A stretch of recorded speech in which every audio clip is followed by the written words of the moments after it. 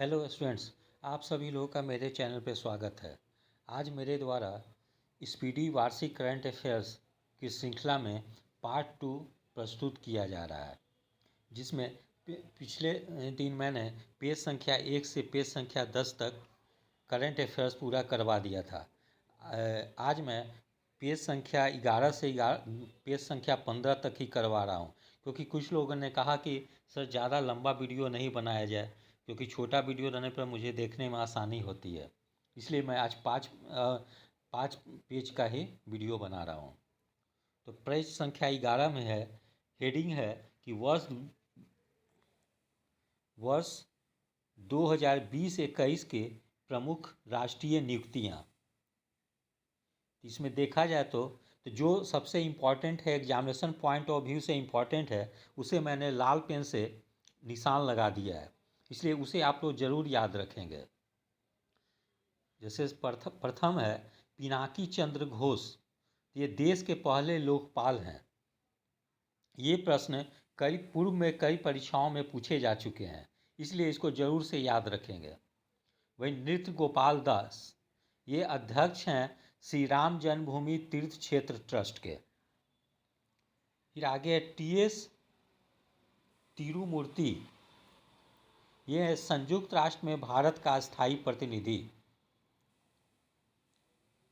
फिर आगे है विशाल बी शर्मा, यूनेस्को में भारत के स्थायी प्रतिनिधि। फिर है नीतू डेविड, अध्यक्ष हैं भारतीय महिला क्रिकेट चयन समिति का। देखिए, ये प्रश्न जो था 66वीं बिहार लोकसभा आयोग द्वारा जो पिछले वर्ष परीक्षा आयोजित की गई थी, उसमें यह प्रश्न पूछा गया था कि भारतीय महिला क्रिकेट टीम चयन समिति के अध्यक्ष कौन है, तो नीतू डेविड हैं।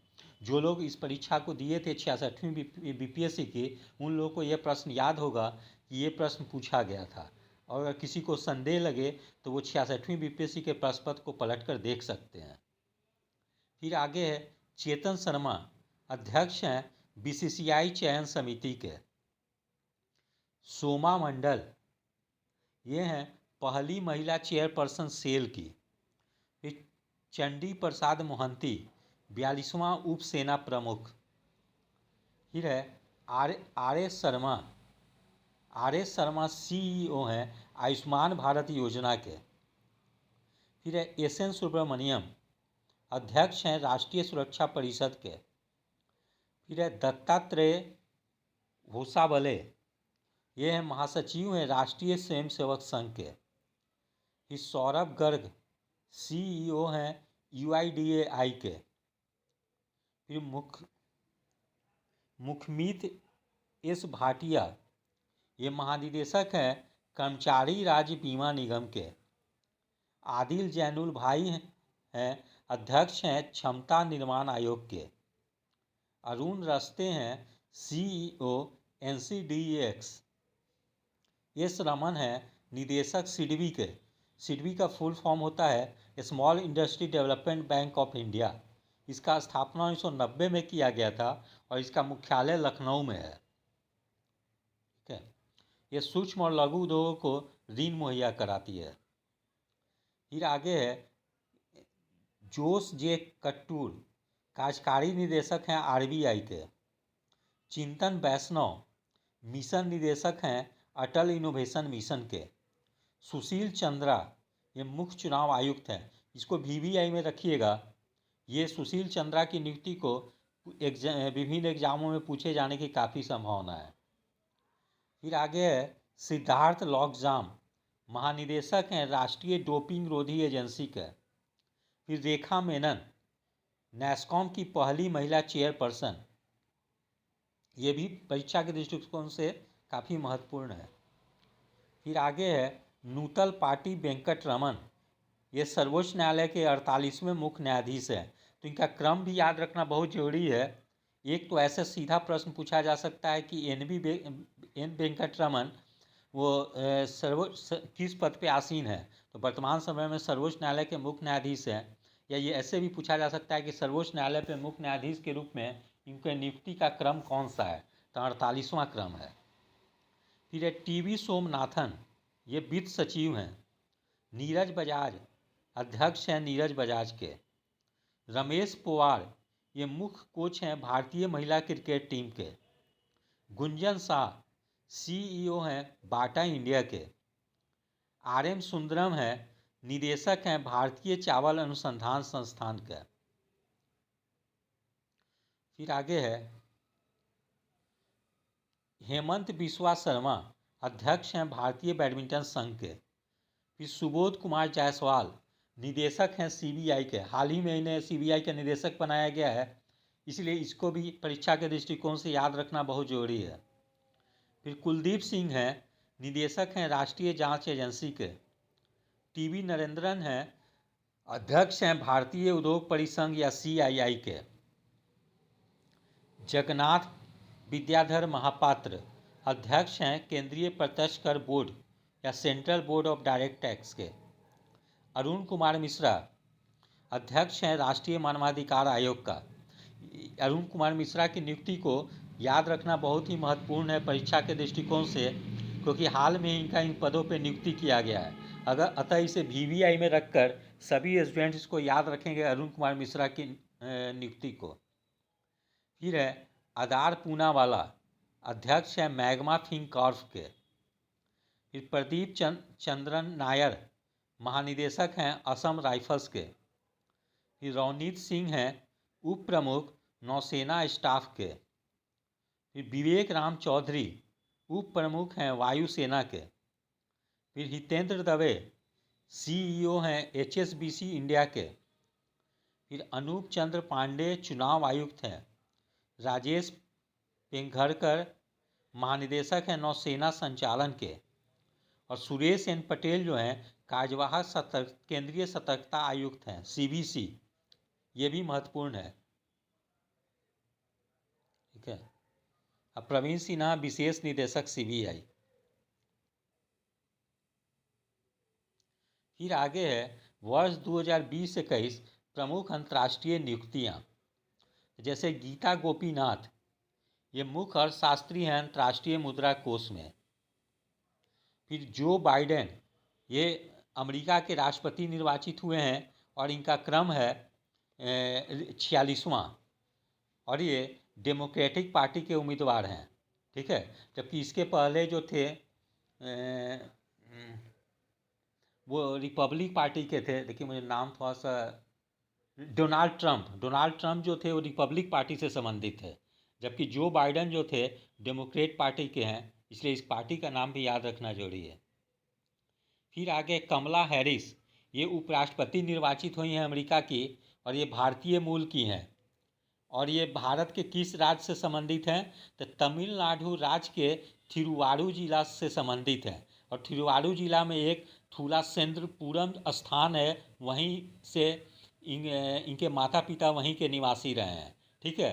तो ये भी याद रखना जरूरी है। एक तो प्रश्न याद रखना जरूरी है कि कमला हैरिस जो हैं भारतीय मूल की अमेरिका की उपराष्ट्रपति निर्वाचित हुई हैं। दूसरा ये है कि वो तमिलनाडु राज्य के थिरुवारूर जिला के थूलासेंद्रपुरम नामक स्थान से संबंधित है। ये भी याद रखना जरूरी है परीक्षा के दृष्टिकोण से। फिर आगे है प्रियंका राधाकृष्णन, इसे भी VVI में रखकर याद रखिएगा कि ये न्यूजीलैंड की पहली भारतीय मूल की मंत्री हैं। ठीक है। इसे भी VVI में रख के याद रखिएगा। फिर है हुसैन इब्राहिम ताहा, ये महासचिव हैं इस्लामिक सहयोग संगठन के। फिर काजा क्लास ये पहली महिला प्रधानमंत्री हैं एस्टोनिया की। फिर माइकल ब्लूमबर्ग जलवायु राजदूत संयुक्त राष्ट्र। विक्रम सिंह बेदी प्रबंध निदेशक गूगल क्लाउड के। अब्दुल हमीद दबीबा प्रधानमंत्री लीबिया की हैं। फिर जोन लपोर्टा राष्ट्रपति हैं बार्सिलोना के।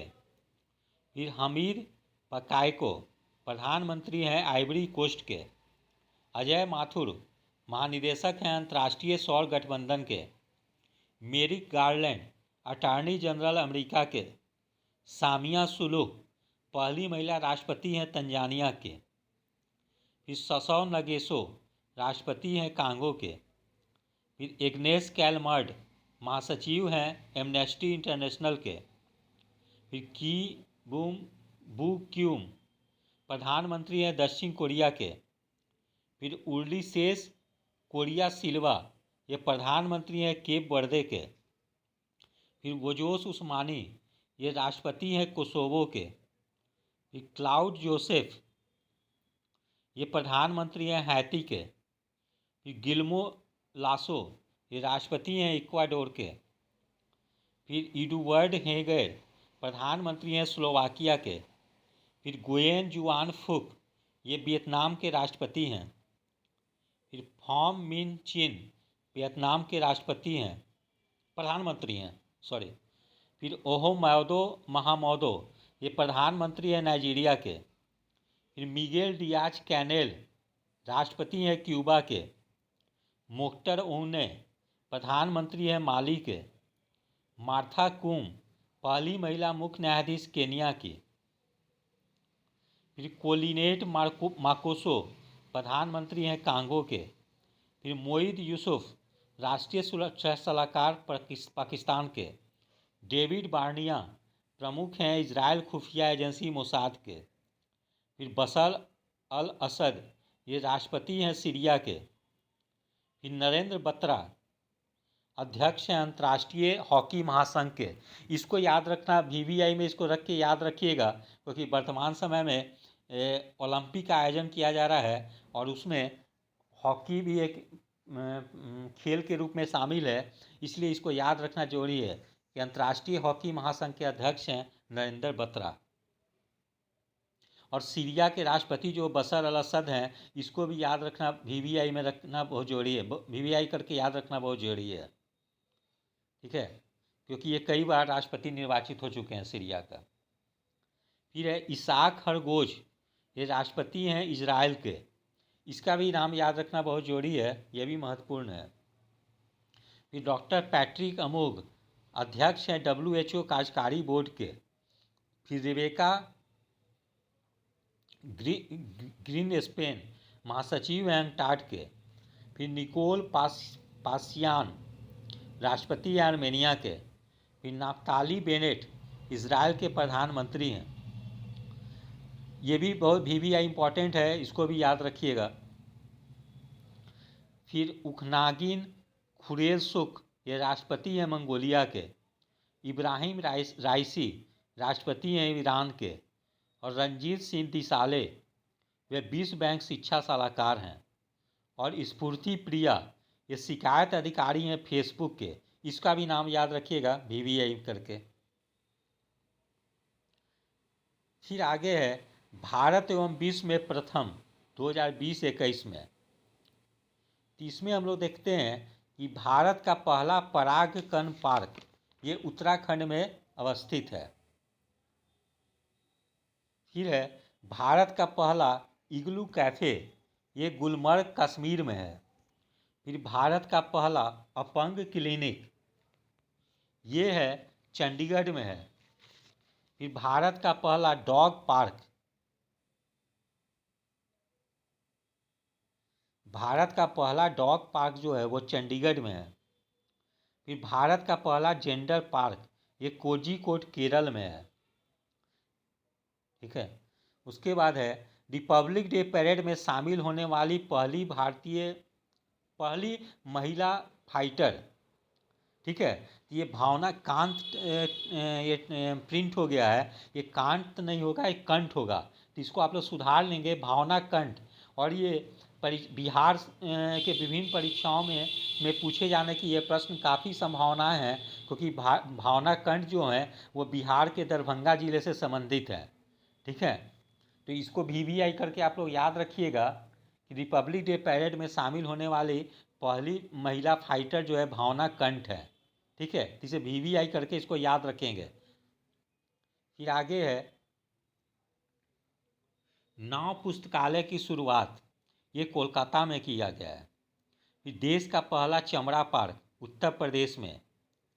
फिर कोविड-19 वैक्सीन प्राप्त करने वाले पहले भारतीय, ये है मनीष कुमार।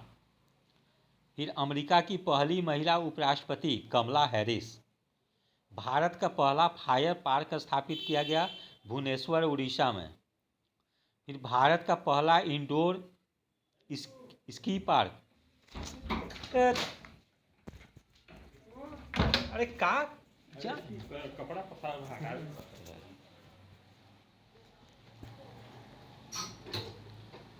फिर आगे है अमेरिका की पहली महिला उपराष्ट्रपति कमला हैरिस, भारत का पहला फायर पार्क भुवनेश्वर उड़ीसा में है। फिर भारत का पहला indoor ski park Kufri Himachal Pradesh में। जम्मू कश्मीर की पहली महिला यात्री बस चालक पूजा देवी। फिर भारत की सबसे युवा मेयर आर्जा राजेंद्रन, ये केरल की हैं, परीक्षा की दृष्टि से काफ़ी उपयोगी है। फिर भारत का पहला पोलिनेटर पार्क हल्द्वानी उत्तराखंड। फिर देश का पहला टायर पार्क पश्चिम बंगाल में है। फिर बिहार का पहला ग्लास ब्रिज राजगीर में है। इसको वीवीआई में करके याद रखिएगा, क्योंकि यह बिहार में अवस्थित है, इसीलिए बिहार के राजगीर में अवस्थित है, इसीलिए ये बहुत इंपॉर्टेंट है, इसको याद रखेंगे। फिर आगे भारत का पहला मॉस गार्डन नैनीताल उत्तराखंड में है। फिर एलआईसी का पहला डिजिटल ऐप आनंद। फिर छोटे जानवरों के लिए पहला इको ब्रिज उत्तराखंड में। फिर भारत का पहला चंदन संग्रहालय मैसूर कर्नाटक में। विश्व के सबसे कम उम्र के लेखक अभिजीता गुप्ता। फिर आईएसओ सर्टिफिकेट पाने वाला पहला शहर भुवनेश्वर। न्यूजीलैंड की पहली भारतीय मूल की मंत्री Priyanka Radha Krishnan.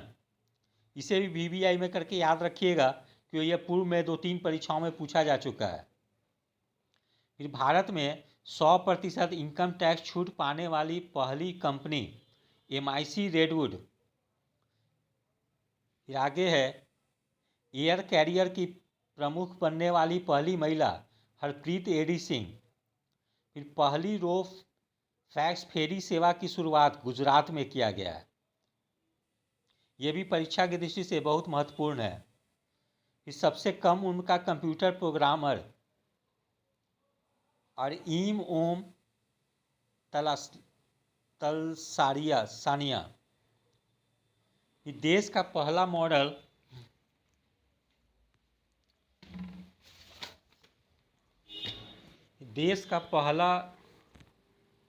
Multi model logistic park Jogighopa Assam.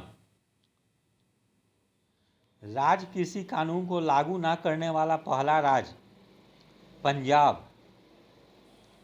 सब्जियों के लिए न्यूनतम समर्थन मूल्य तय करने वाला भारत का पहला राज्य केरल। फिर लोक सेवा आयोग की परीक्षाओं में ट्रांसजेंडर को अनुमति दिया असम। फिर आगे है युद्ध सेवा मेडल पाने वाली भारत की पहली महिला मिंटी अग्रवाल। फिर 3 राजधानियां वाला भारत का पहला राज्य आंध्र प्रदेश। अरब क्षेत्र में परमाणु ऊर्जा उत्पादन करने वाला पहला देश संयुक्त अरब अमीरात। भारत की पहली महिला एम्बुलेंस ड्राइवर एम बीरा लक्ष्मी। फिर भारत की पहली राज्य स्तरीय ई लोक अदालत की शुरुआत छत्तीसगढ़ में। फिर भारत के बाहर पहला योग विश्वविद्यालय लॉस एंजलिस यूएसए। भारत का पहला कवक पार्क उत्तराखंड में। वीडियो के जरिए केवाईसी स्वीकार करने वाला पहला बैंक कोटक महिंद्रा बैंक। खेलों को उद्योग का दर्जा देने वाला भारत का पहला राज्य मिजोरम। पब्लिक ट्रांसपोर्ट फ्री करने वाला पहला देश लग्जमबर्ग यूरोप। कोविड-19 के कारण कर्फ्यू लगाने वाला पहला राज्य पंजाब। भारत का पहला कोविड-19 अस्पताल खुला मुंबई में। भारतीय सेना में पहली महिला जज ज्योति शर्मा। राफेल उड़ाने वाली पहली महिला पायलट शिवांगी सिंह। इसको वीवीआई में करके याद रखिएगा कि राफेल उड़ाने वाली पहली महिला पायलट शिवांगी सिंह है। फिर कृषि भूमि को लीज पर देने की नीति उत्तराखंड की है। कृषि भूमि को लीज पर देने की नीति लागू करने वाला देश का पहला राज्य उत्तराखंड। फिर अटलांटिक महासागर के ऊपर उड़ान भरने वाली दुनिया की पहली महिला पायलट आरोही पंडित मुंबई की है। फिर 6G उपग्रह लॉन्च करने वाला पहला देश चीन। भारत की पहली स्वदेशी मशीन पिस्तौल अस्मी।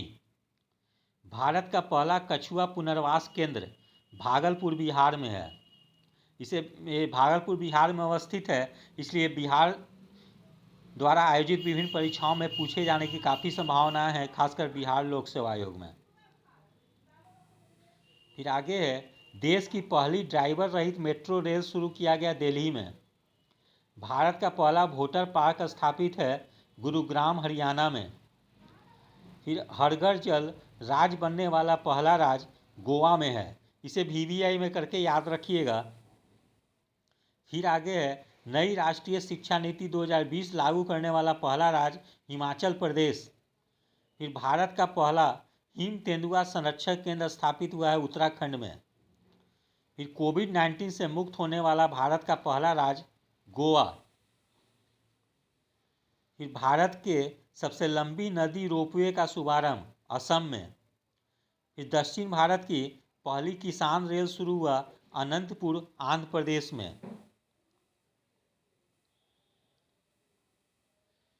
फिर है अगले पेज पे हेडिंग है भारत के उच्च न्यायालय।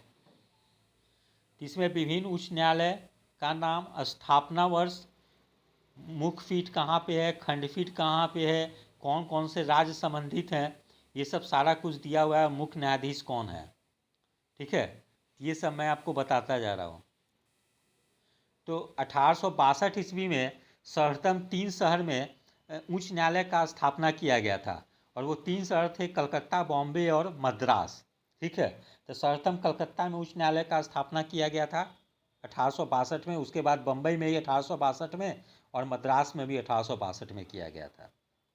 तो देखते हैं, कलकत्ता उच्च न्यायालय का स्थापना वर्ष है 1862। मुख्य पीठ जो है कोलकाता में है, जबकि खंडपीठ पोर्ट ब्लेयर में है। और इसके इस उच्च न्यायालय का अधिकारिता क्षेत्र है पश्चिम बंगाल, अंडमान एवं निकोबार द्वीप समूह, जबकि मुख्य न्यायाधीश हैं राजेश बिंदल। फिर बॉम्बे उच्च न्यायालय, इसका भी स्थापना वर्ष 1862 है। मुख्य पीठ है मुंबई में है, जबकि खंडपीठ नागपुर, पणजी तथा औरंगाबाद में है। और राज्य क्षेत्रीय अधिकारिता है महाराष्ट्र, गोवा, दादरा और नगर हवेली एवं दमन और दीव, जबकि मुख्य न्यायाधीश हैं दीपांकर दत्ता। फिर आगे मद्रास उच्च न्यायालय, स्थापना वर्ष 1862, मुख्य पीठ चेन्नई, खंडपीठ मदुरै, राज्य क्षेत्रीय अधिकारिता तमिलनाडु और पुडुचेरी, जबकि मुख्य न्यायाधीश हैं संजीव बनर्जी। इलाहाबाद उच्च न्यायालय, इसका स्थापना हुआ 1866 में। यदि आप उत्तर प्रदेश विभिन्न आयोग द्वारा आयोजित परीक्षाओं में भाग ले रहे हों, जैसे उत्तर प्रदेश लोक सेवा आयोग, या अभी हाल ही में उत्तर प्रदेश SSSC द्वारा पेट की एक प्रारंभिक परीक्षा होने जा रही है PET की, उसके लिए ये प्रश्न काफ़ी महत्वपूर्ण है। उसमें पूछे जाने की संभावना है कि इलाहाबाद उच्च न्यायालय का स्थापना किस वर्ष हुआ था, ठीक है। तो जो लोग उत्तर प्रदेश के विभिन्न यदि कोई परीक्षा दे रहे हो तो उनके लिए याद रखना महत्वपूर्ण है।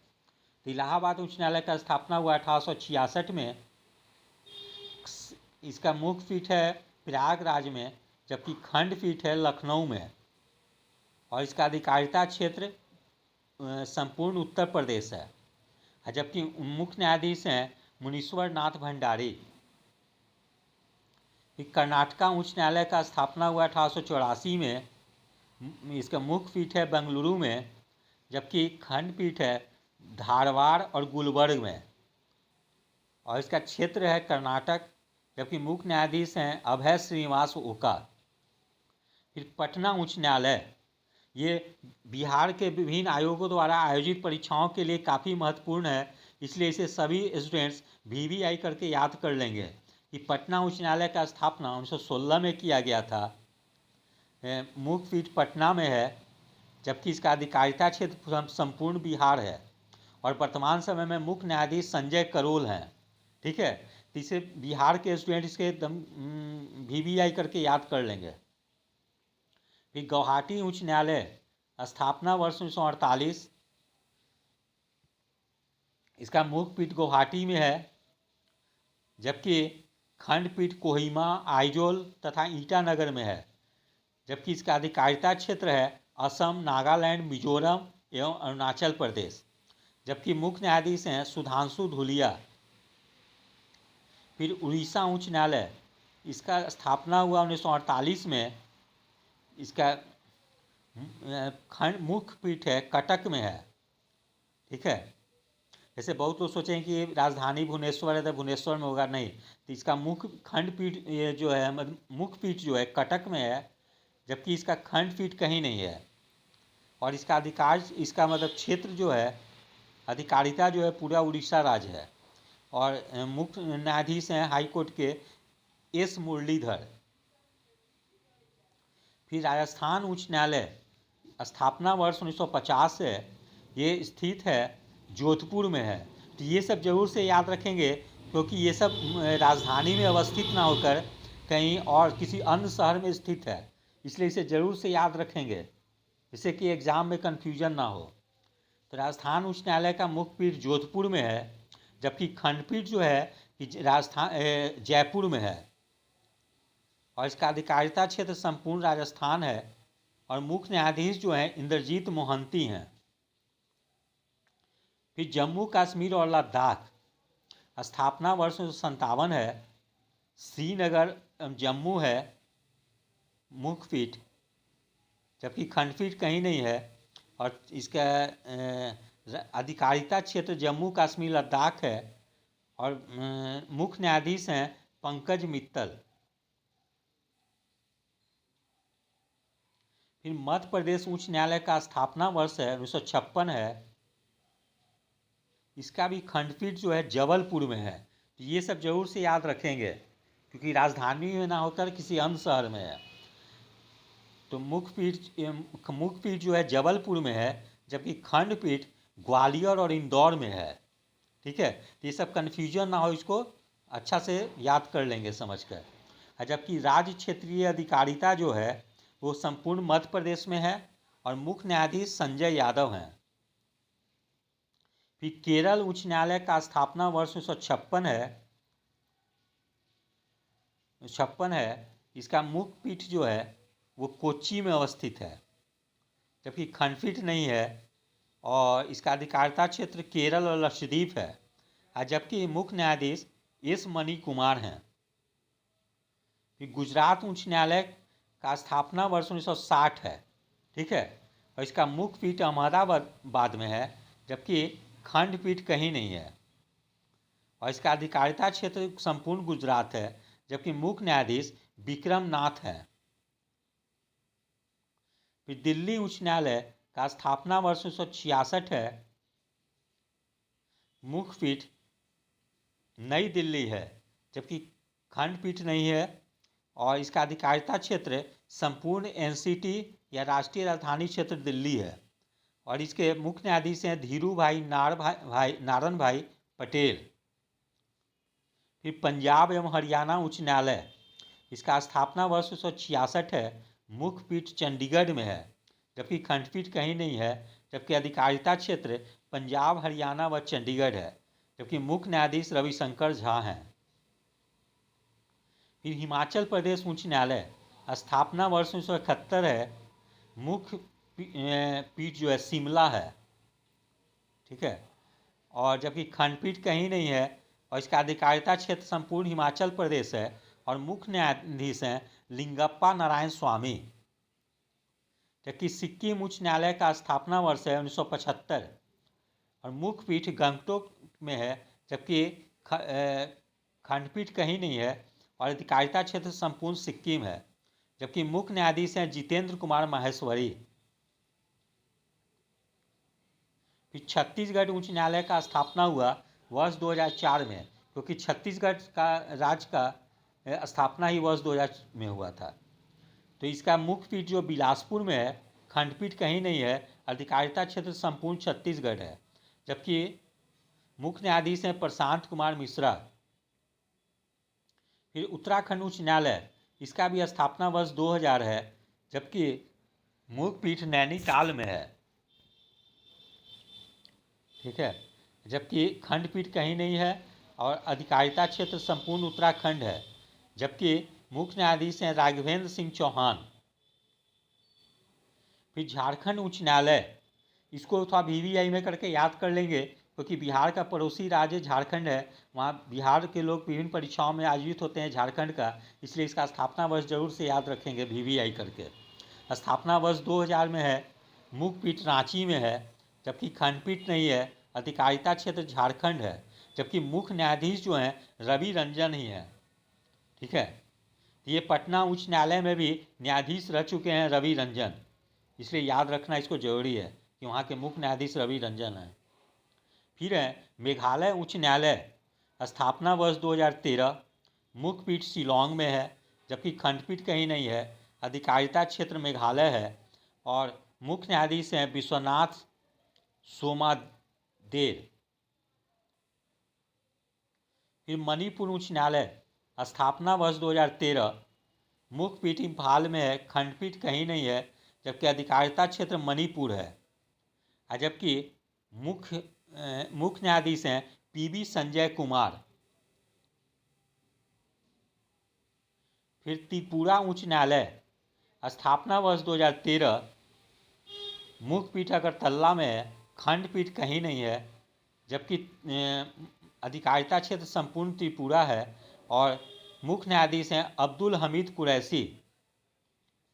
फिर तेलंगाना उच्च न्यायालय, स्थापना वर्ष 2019 है, मुख्य पीठ जो है हैदराबाद में है, खंडपीठ कहीं नहीं है, जबकि इसका अधिकारिता क्षेत्र संपूर्ण तेलंगाना है और मुख्य न्यायाधीश हेमा कोहली हैं। जबकि आंध्र प्रदेश उच्च न्यायालय का स्थापना वर्ष 2019 है, मुख्य पीठ जो है अमरावती में है, खंडपीठ कहीं नहीं है, जबकि अधिकारिता क्षेत्र संपूर्ण आंध्र प्रदेश है और मुख्य न्यायाधीश जो हैं अरूप केश गोस्वामी हैं। तो ये वर्ष 2019 में 2 राज्य में उच्च न्यायालय का स्थापना किया गया।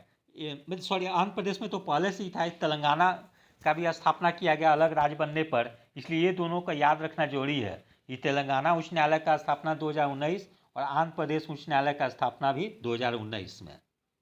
ठीक है, फिर नोट में दिया हुआ है भारत में वर्तमान में कुल 25 उच्च न्यायालय है। तो इसे भी याद रखना जरूरी है, क्योंकि पूछा जा सकता है किसी परीक्षाओं में कि वर्तमान में भारत में कुल कितने उच्च न्यायालय हैं। तो वर्तमान में भारत में कुल 25 उच्च न्यायालय हैं, अतः यह संख्या जरूर से याद रखेंगे सभी स्टूडेंट्स। फिर भारत में 1862 ईस्वी में पहली बार 3 उच्च न्यायालय स्थापित किए गए, कलकत्ता उच्च न्यायालय, बॉम्बे उच्च न्यायालय और मद्रास उच्च न्यायालय। ठीक है, भारत का 24वां उच्च न्यायालय हैदराबाद में, 2019 में तेलंगाना उच्च न्यायालय के नाम से स्थापित किया गया। अब भारत का नवीनतम 25वां उच्च न्यायालय आंध्र प्रदेश का है, जो 2019 में अमरावती में स्थापित किया गया। अतः सभी स्टूडेंट ये 3 लाइन को भी याद रखेंगे, जो कि परीक्षा की दृष्टि से काफ़ी महत्वपूर्ण है। फिर आगे है केंद्रीय मंत्रिपरिषद में व्यापक फेरबदल।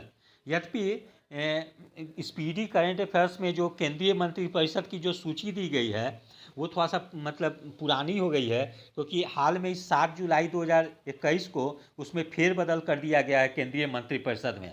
अतः मेरे द्वारा ज्ञान दर्पण प्रकाशन से जो पुस्तकें प्रकाशित की जाती है, मैंने वहाँ से कलेक्ट करके ये मंत्रिपरिषद का सूची को यहाँ पे डालने का प्रयास किया है, जिससे कि सभी स्टूडेंट जो है कि अद्यतन जानकारी प्राप्त कर सकें।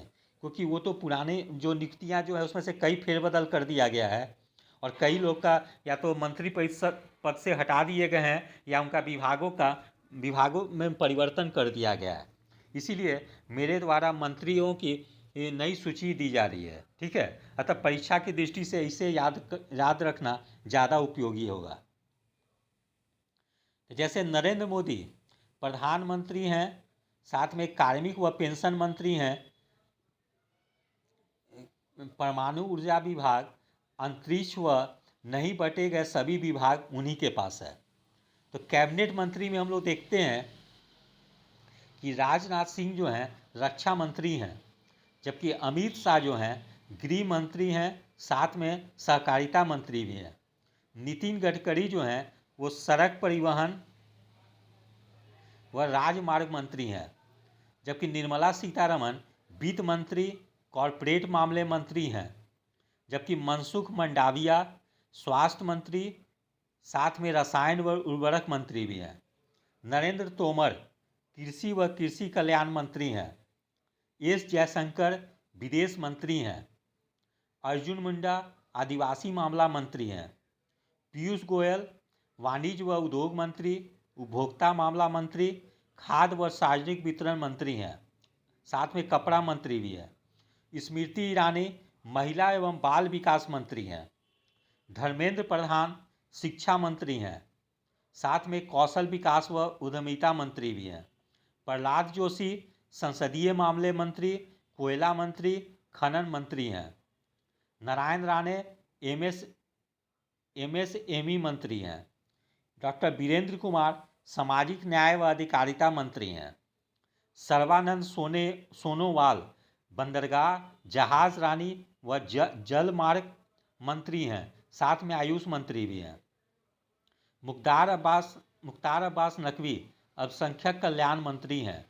गिरिराज सिंह का नाम याद रखना ज़्यादा जरूरी है क्योंकि यह बिहार से संबंधित हैं। ये ग्रामीण विकास मंत्री, साथ में पंचायती राज मंत्री भी हैं। ठीक है, तो पूछा जा सकता है बिहार में आयोजित परीक्षाओं में कि गिरिराज सिंह को किस विभाग का मंत्री बनाया गया है। तो वो 2 विभाग में है, एक ग्रामीण विकास मंत्री भी हैं और साथ में पंचायती राज मंत्री भी हैं। ठीक है, तो इसे याद रखना जरूरी है कि ज्योतिरादित्य सिंधिया नागरिक उड्डयन मंत्री हैं, जबकि रामचंद्र प्रसाद सिंह ये भी जनता दल यू के सांसद हैं।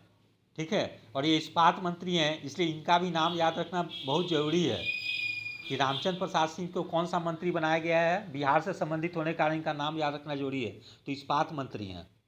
फिर अश्वनी वैष्णव रेल मंत्री, संचार मंत्री, इलेक्ट्रॉनिक्स व सूक्ष्म प्रौद्योगिकी मंत्री हैं। फिर पशुपति पारस ये भी बिहार से संबंधित हैं। इन्होंने लोजपा को तोड़कर एक अपना अलग मतलब क्लेम कर रहे हैं कि मैं असली लोजपा हूँ, इसलिए इनका भी नाम याद रखना जरूरी है। इन्हें खाद्य प्रसंस्करण मंत्री बनाया गया है, पशुपति पारस को। फिर हरदीप पुरी पेट्रोलियम मंत्री हैं, आवासीय व शहरी मामले मंत्री हैं, जबकि गजेंद्र शेखावत जल शक्ति मंत्री हैं, जबकि किरेन रिजिजू कानून व न्याय मंत्री हैं। फिर हैं आर.के. सिंह, ये भी बिहार से संबंधित हैं और आरा से ये सांसद हैं, इसलिए इनका भी नाम याद रखना जरूरी है। आर.के. सिंह जो ऊर्जा मंत्री हैं और साथ में वैकल्पिक ऊर्जा मंत्री भी हैं। ठीक है, तो इनका भी नाम याद रखना जरूरी है। फिर भूपेंद्र यादव श्रम मंत्री, साथ में पर्यावरण मंत्री हैं। अनुराग ठाकुर युवा कल्याण व खेल मंत्री, साथ में सूचना व प्रसारण मंत्री हैं। जी किशन रेड्डी संस्कृति मंत्री, पर्यटन मंत्री, उत्तर पूर्व विकास मंत्री हैं। फिर पुरुषोत्तम रूपाला डेयरी विकास, पशुपालन व मछली पालन मंत्री हैं। महेंद्र नाथ पांडे भारी उद्योग मंत्री हैं।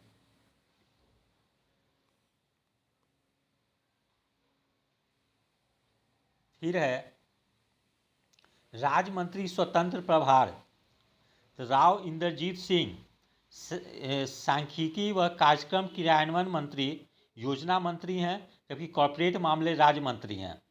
जितेंद्र सिंह विज्ञान व तकनीकी मंत्री, पृथ्वी विज्ञान मंत्री, पीएमओ राज्य मंत्री, कार्मिक व पेंशन राज्य मंत्री, राज्य मंत्री परमाणु ऊर्जा विभाग, राज्य मंत्री अंतरिक्ष विभाग हैं। ठीक है, तो 2 राज्य मंत्री को स्वतंत्र प्रभार दिया गया है। ये 2 मंत्री हैं राव इंद्रजीत सिंह और जितेंद्र सिंह। ये भी नाम याद रखना जरूरी है कि कितने मंत्रियों को राज्य मंत्री के रूप में स्वतंत्र प्रभार दिया गया है, तो 2 को दिया गया है। फिर जबकि राज्य मंत्री हैं शांतनु ठाकुर, ये बंदरगाह, जहाज रानी व जल मार्ग राज्य मंत्री हैं, जबकि मुंजापाड़ा महेंद्र भाई ये महिला एवं बाल विकास राज्य मंत्री हैं, साथ में आयुष राज्य मंत्री हैं। फिर जॉन बर्ला अल्पसंख्यक कल्याण राज्य मंत्री हैं। डॉक्टर एल मुरुगन ये मछली पालन, पशुपालन व डेयरी विकास राज्य मंत्री, साथ में सूचना और प्रसारण मंत्री हैं। फिर है निशीथ प्रामाणिक, गृह राज्य मंत्री, युवा कल्याण व खेल राज्य मंत्री हैं। फिर एसपी सिंह बघेल कानून व न्याय राज्य मंत्री हैं। फिर श्रीपद नाइक बंदरगाह, जहाज रानी व जलमार्ग राज्य मंत्री हैं, साथ में पर्यटन राज्य मंत्री भी हैं। फिर फग्गन सिंह कुलरते ये इस्पात राज्य मंत्री हैं, साथ में ग्रामीण विकास राज्य मंत्री हैं। फिर प्रहलाद पटेल जल शक्ति राज्य मंत्री, साथ में खाद्य प्रसंस्करण राज्य मंत्री भी हैं। फिर अश्वनी चौबे, इनका भी नाम याद रखना जरूरी है क्योंकि ये बिहार से संबंधित है। तो ये मंत्री हैं उपभोक्ता मामले राज्य मंत्री, खाद्य व सार्वजनिक वितरण राज्य मंत्री, पर्यावरण वन व जलवायु परिवर्तन राज्य मंत्री। फिर आगे है अर्जुन राम मेघवाल, ये संसदीय मामले राज्य मंत्री हैं, साथ में संस्कृति राज्य मंत्री हैं। जबकि जनरल सेवानिवृत्त बीके सिंह ये सड़क परिवहन व राजमार्ग राज्य मंत्री हैं, साथ में नागरिक उड्डयन राज्य मंत्री भी हैं। फिर कृष्ण पाल ये ऊर्जा राज्य मंत्री हैं, साथ में भारी उद्योग राज्य मंत्री हैं। जबकि डी राव साहेब दादा राव ये रेल राज्य मंत्री हैं, साथ में कोयला राज्य मंत्री हैं, साथ में खनन राज्य मंत्री हैं। फिर रामदास अठावले ये सामाजिक न्याय व अधिकारिता मंत्री हैं।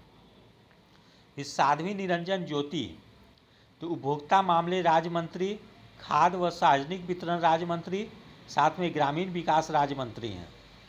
फिर संजीव बालियान मछली पालन, पशुपालन व डेयरी विकास राज्य मंत्री हैं।